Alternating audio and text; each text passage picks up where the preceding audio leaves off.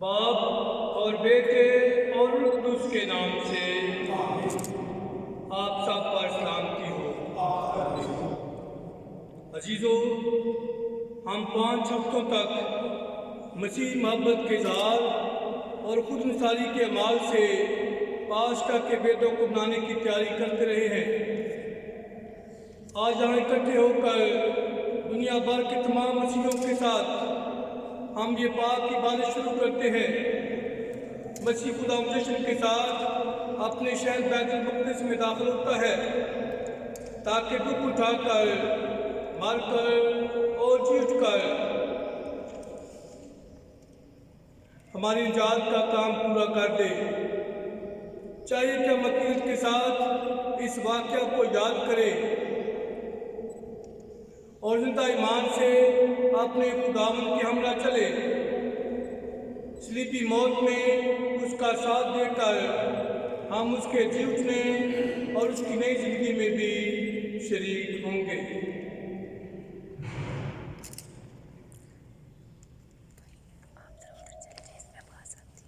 اور ابھی کچھ دنوں پر برکت دی جائے گی۔ یہ اس واقعہ کی نشانی ہے جب مسیح خدا یسوع میں داخل ہوئے، وہاں کے لوگوں نے درختوں سے ٹہنیاں کاٹ کر ان کا استقبال کیا، لہرایا اور ہوشانہ کے گیت گاتے۔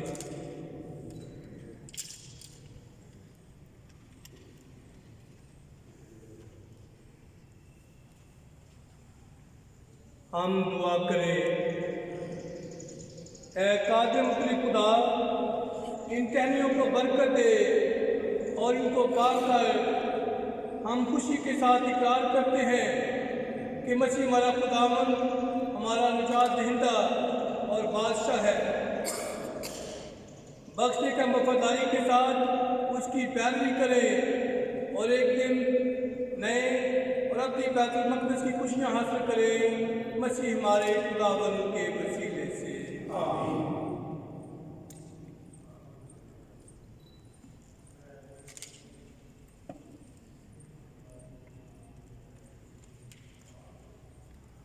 خداوند آپ کے ساتھ ہو۔ انجیل مقدس متی کے مطابق۔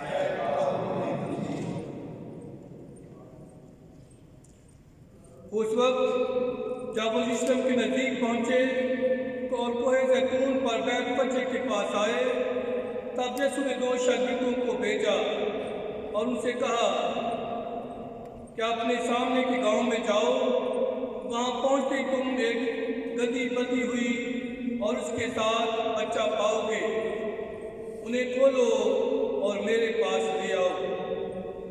اگر کوئی تم سے کچھ کہے تو کہنا کہ یہ خداوند کو درکار ہے اور وہ جلد واپس کر دے گا۔